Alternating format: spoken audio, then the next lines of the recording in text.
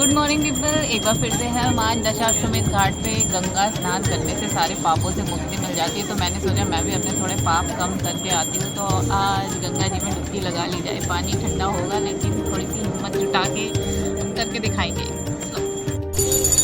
तो काशी विश्वनाथ जी के दर्शन हो गए हैं। 12 ज्योतिर्लिंगों में से एक है। शंकराचार्य ने पूरे देश भर में जो 12 ज्योतिर्लिंगों की स्थापना की थी उनमें से काशी विश्वनाथ भगवान जी एक है।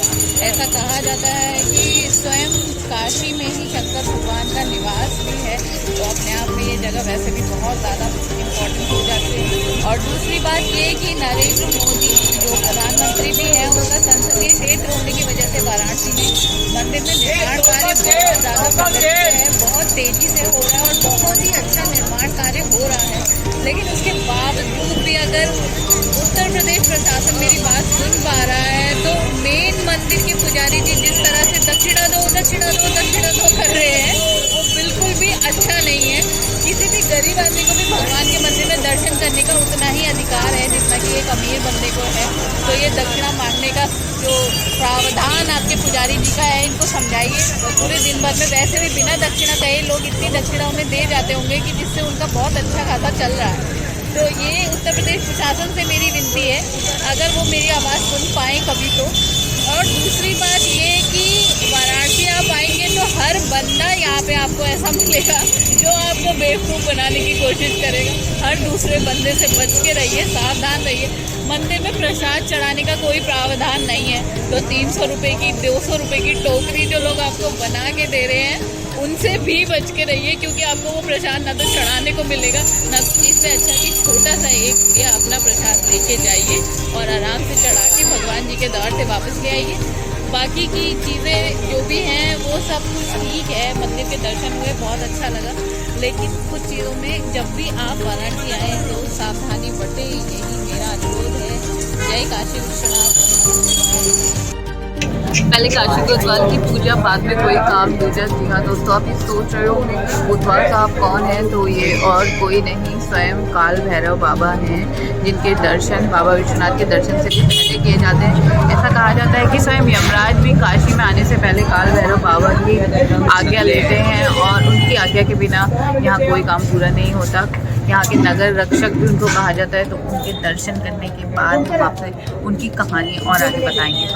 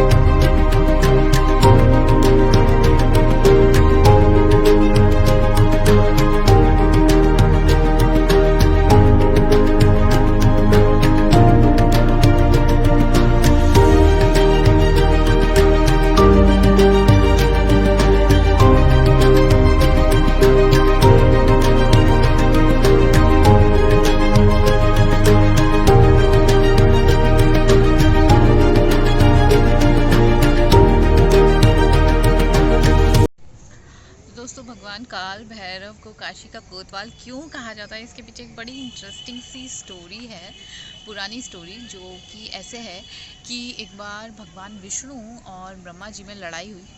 भगवान जी भी लड़ाई करते हैं। भगवान विष्णु और ब्रह्मा जी में लड़ाई हुई कि कौन ज़्यादा श्रेष्ठ है, तो दोनों आपस में लड़ने लग गए। फिर अचानक से उन्हें याद आया, अरे शंकर भगवान भी तो हैं त्रिदेव में। तो फिर अचानक से जब उन्हें ये याद आया, तो भगवान ब्रह्मा जी के 5वें मुंह से शंकर भगवान के लिए कुछ आलोचनात्मक वाक्य निकल गए, जिसकी वजह से शंकर भगवान रुष्ट हो गए। अब शंकर भगवान रुष्ट होते हैं तो क्या होता है, शंकर भगवान के रुष्ट होने के बाद उनके क्रोध से जब काल भैरव का जन्म हुआ, तो काल भैरव ने अपने नाखूनों से ब्रह्मा जी के 5वें मुंह को नोच के ख़त्म कर दिया। लेकिन ब्रह्म हत्या का पाप उनके सर पे लग गया, और ब्रह्म हत्या के पाप लगने की वजह से उनके हाथ में ही, काल भैरव जी के हाथ में भगवान ब्रह्मा का 5वां मुंह चिपका रह गया। तो उसके बाद उन्होंने भगवान शिव से प्रार्थना की कि अब हम क्या करें इससे मुक्ति पाने के लिए। तो भगवान विष्णु और शिव जी ने उनको बोला कि चलते जाओ, पूरी पृथ्वी का, तीनों लोकों का भ्रमण करो। जहाँ पे तुमसे ये छूट जाए वहीं पे निवास करके तपस्या करना, तब तुम्हारा ब्रह्म हत्या का पाप हट जाएगा।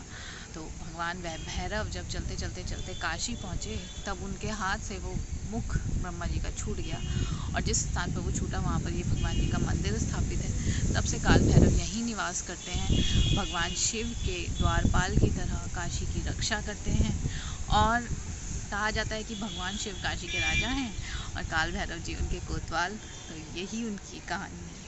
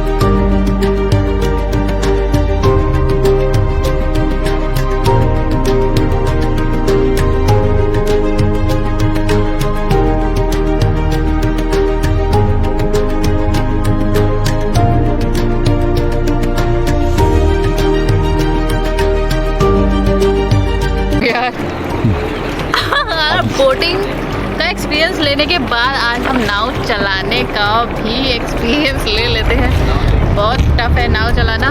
मेरी नाव घूमे जा रही है, समझ नहीं आ रहा है इसको किधर से चलना है।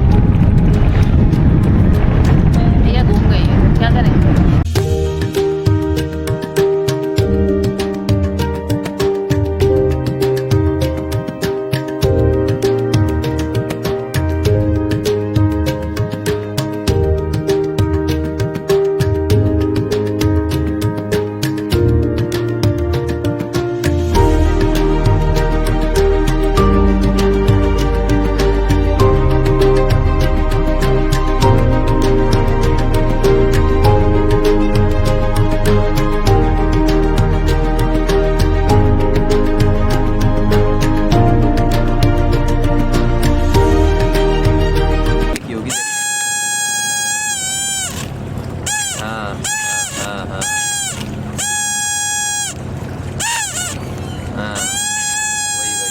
दोस्तों बनारस किसी एक और चीज़ के लिए जो फेमस है, और सबसे ज़्यादा फेमस है लड़कियों के बीच में, जिस चीज़ के लिए बनारस लड़कियों लेडीज़ के लिए, वो है बनारस की बनारसी साड़ी। तो बनारसी साड़ी जहाँ बनती है और कैसे बनाई जाती है, ये हमें एक्सप्लोर करने को आज मिला है लकीली। तो पहली स्टेज में सबसे पहले ये देखिए मेरे पीछे मशीन, धागे से बुनाई स्टार्ट हो रही है। ये इनिशियल प्रोसीजर ये है।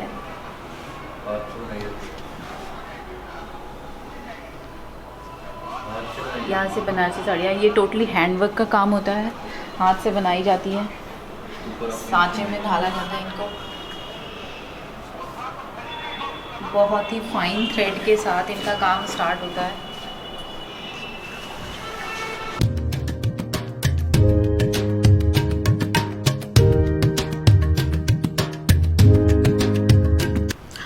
और रंग बिरंगी बनारसी साड़ियों को सेकंड जो स्टेज है वो यहाँ पे लाके इनकी बुनाई यहाँ पे की जाती है।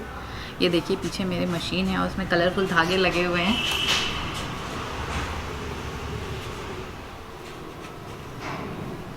कढ़ाई और बूटे बनाए जा रहे हैं इन पे, जो आप देख सकते हैं। अनपॉलिश बनारसी साड़ी और पॉलिश बनारसी साड़ी में क्या डिफरेंस है ये देख लीजिए आप। ये मेरे हाथ में है ये रॉ अनपॉलिश साड़ी, और उसके बाद फिनिशिंग होने के बाद जब ये आएगी तो ये ऐसी बनके। और हमारे साथ में अंकल जी हैं जो खुद साड़ियाँ बना रहे हैं, यहाँ पे पीलीभीत से ही हैं, हमारे बगल से, खटीमा के बगल से। तो अंकल जी से पता करेंगे कि क्या क्या है साड़ियों की स्पेशलिटी। साड़ियों की स्पेशलिटी ये होती है कि जो सिल्क आती है वो बाल के रेशे से भी पतला आता है, उसको ट्विस्टिंग करके कलरिंग करके तब हम वीविंग में करते हैं हैंडलूम। और उसमें जब रॉ बन जाती है तो उसके विदाउट पॉलिश में खरखरापन रहता है। फिनिशिंग में ये फिनिशिंग होने पर एकदम स्मूथनेस और एकदम प्लेन हो जाती है। ये इसकी खासियत है। इसमें खासियत ये है कि कंट्रास्ट बनता है।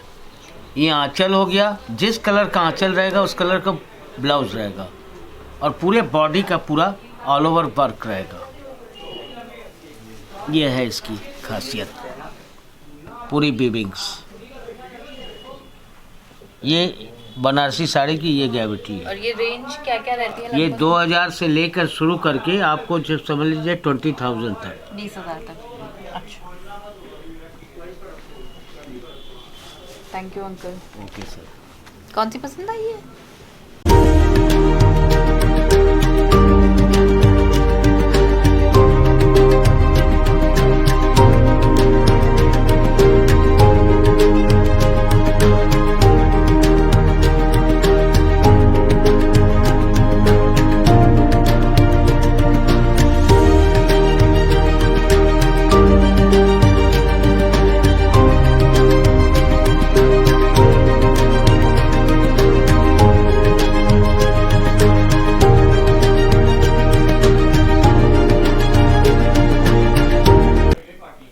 क्लाइमेक्स साड़ी के गूगल से हम लोग का ऑनलाइन काम होता है।